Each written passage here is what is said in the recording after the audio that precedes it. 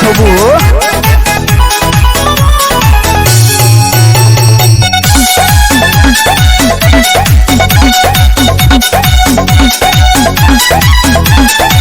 सावर बदनिया कैसे भइल बा गोर हो, होठवा गुलाबी लागे सुगवा के ठोर हो। अरे ओठ लाली के कमाल हो। ओहो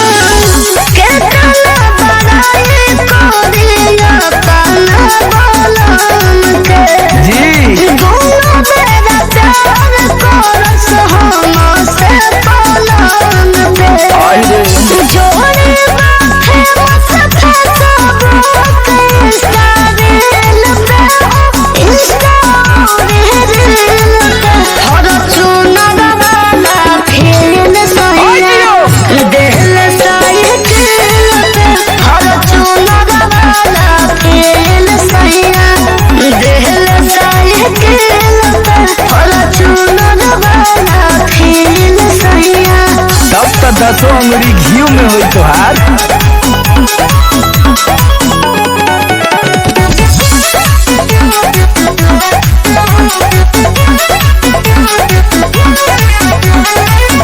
इतना तारीफ ये सोना करता रू खुला हो, रोजे रोज करत होइबू दूधवा के कुला हो।